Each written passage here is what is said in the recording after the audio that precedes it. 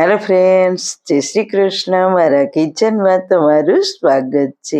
આજે આપણે બનાવીશું લીલા નાળિયેરની ફરાળી પેટીસ. બિલકુલ ફરસાણવાળાની દુકાને મળે તેવી, બહારથી એકદમ ક્રિસ્પી અને અંદરથી ચટપટા મસાલા સાથે બનાવીશું. આ પેટીસ તમે એક વખત બનાવશો ને તો વ્રત ઉપવાસ વગર પણ બનાવવાની ઈચ્છા થાય તેવી ટેસ્ટી બને છે. તો ચલો ચટપટા સ્વાદ સાથે રેસીપી સ્ટાર્ટ કરીએ. રેસીપી સ્ટાર્ટ કર્યા પહેલા જો તમને મારી રેસીપી ગમતી હોય અને હજુ સુધી ચેનલને સબસ્ક્રાઇબ ના કરી હોય તો પ્લીઝ સબસ્ક્રાઇબ કરજો અને બાજુમાં આપેલ બેલ આઇકન પ્રેસ કરજો, એટલે નવી નવી રેસીપીના નોટિફિકેશન મળતા રહે. સૌથી પહેલા સુપર ટેસ્ટી પેટીસ બનાવવા માટે પહેલા તેનો મસાલો બનાવી લઈએ. તો તેના માટે મિક્સર જારમાં 1 કપ મોટી સ્લાઇડમાં સમારેલું ફ્રેશ ટોપરું લઈ તેને પલ્સ મોડ પર અધકચરું વાટી લઈશું. ટોપરાની ઉપરનો બ્રાઉન ભાગ હોય તે મેં ચપ્પાની મદદથી કાઢી લીધો છે. કાઢવો ફરજિયાત નથી. બસ આવું અધકચરું જ વાટવાનું છે. તમે તેને છીણીને પણ લઈ શકો છો. અધકચરા પીસેલા ટોપરાને એક બાઉલમાં ટ્રાન્સફર કરી લઈશું. પેટીસમાં થોડો ક્રન્ચી ટેસ્ટ લઈ આવવા માટે અડધો કપ અધકચરા વાટેલા શેકેલા સિંગદાણા ઉમેરીશું. થોડા ફ્રેશ ધાણા ભાજી, 2 ચમચી આદુ મરચાંની પેસ્ટ, 2 ચમચી દાડમના દાણા, સ્વાદ અનુસાર સિંધવ મીઠું, અડધી ચમચી મરી પાવડર.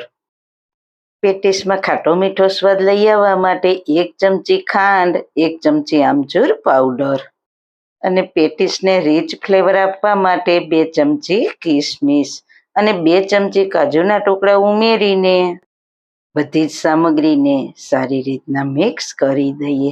લીલા નાળિયેરની જગ્યાએ તમે સૂકા નાળિયેરનો પણ ઉપયોગ કરી શકો છો.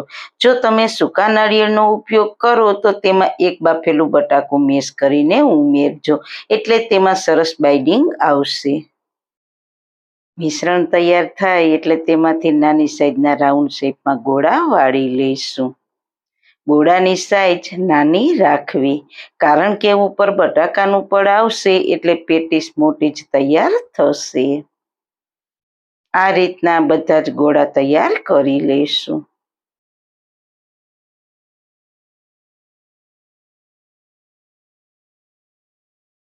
હવે પેટીસનું બહારનું લેયર તૈયાર કરવા માટે મેં 5 નંગ નાની સાઈઝના બટાકાને મેં કુકરમાં આ રીતના પહેલાં પાણી નાખીને પછી કાંઠો કે સ્ટેન્ડ મૂકીને તેના પર કાણાવાળું વાસણ રાખીને તેની ઉપર બટાકાને બાફ્યા છે, જેથી કરીને તે ચીકણા ના થાય. અને બટાકાને મેં પહેલાં બાફી લીધા હતા એટલે તે ઠંડા થઈ જાય.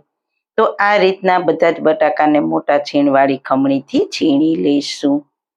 જો તમારે બટાકા ના લેવા હોય તો આ જ રીતના બાફેલા કાચા કેળા અથવા તો બાફેલા શક્કરિયાનો પણ ઉપયોગ કરી શકો છો. આ બટાકા વરાળથી બાફ્યા છે એટલે બિલકુલ મોશિયરનો ભાગ નથી. તેમાં બાઇડિંગ આપવા માટે 1/4 કપ સિંગોડાનો લોટ ઉમેરીશું. સ્વાદ અનુસાર સિંધવ મીઠું સાથે અડધી ચમચી આમચૂર પાવડર અને અડધી ચમચી મરી પાવડર ઉમેરીને હાથથી બધી જ સામગ્રીને સારી રીતના મિક્સ કરી દઈએ. અત્યારે આપણે પેટીસ બનાવવામાં સિંગોડાના લોટનો ઉપયોગ કર્યો છે. તમે આરા લોટ એટલે કે તપકીરનો પણ ઉપયોગ કરી શકો છો. બસ આપણું પેટીસ માટેનું મિશ્રણ તૈયાર થઈ ગયું છે. બંને હાથ ઉપર તેલ લગાવીને મિશ્રણમાંથી થોડું મિશ્રણ હાથમાં લઈને તેમાંથી જાડી પૂરી જેવું થેપી લઈએ. થેપતી વખતે જો તમને મિશ્રણ હાથમાં ચોટે તો તેમાં થોડો સિંગોડાનો લોટ ઉમેરીને પરફેક્ટ બનાવી લેવું.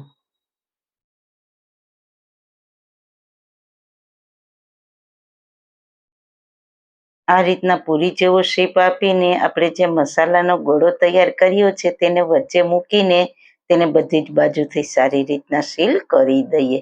મસાલો બહાર ના નીકળે તેનું ધ્યાન રાખવાનું. પેટીસની સાઈઝ તમે તમારી ચોઈસ પ્રમાણે નાની મોટી બનાવી શકો છો. ચોઈસ મિત્રો તમારી પાસે છે. પેટીસને વાળ્યા પછી તેની બહારની સાઈડ બિલકુલ ક્રેક ના દેખાય તેનું ખાસ ધ્યાન રાખજો. તો તેના માટે પેટીસને ફરીથી હથેળીમાં લઈ હળવા હાથે આ રીતના રાઉન્ડ શેપ આપીશું. આ રીતના બધી જ પેટીસ વાળીને તૈયાર કરીશું અને પછી તળી લઈશું.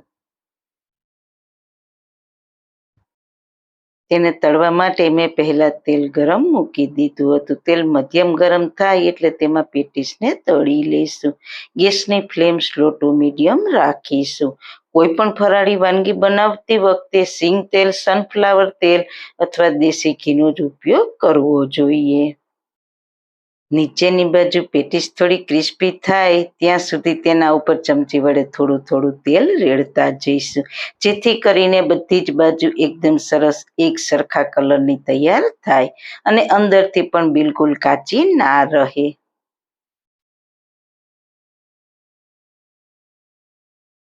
હવે સાઈડ ચેન્જ કરીશું. શક્ય હોય ત્યાં સુધી તેને જારા વડે સાઈડ ચેન્જ ના કરવી, નહીતર પેટીસ તૂટી જશે. આ રીતના ચમચી વડે સાઈડ ચેન્જ કરવી.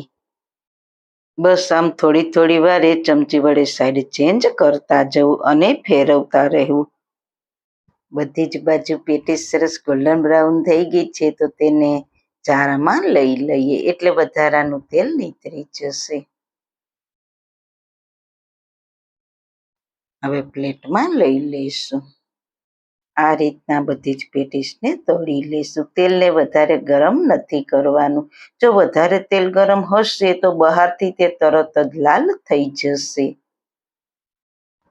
અને અંદરથી કાચી રહેશે. એટલે સ્લો ટુ મીડિયમ ગેસની ફ્લેમ ઉપર અને મધ્યમ તેલ ગરમ હોય તેમાં જ તળવી.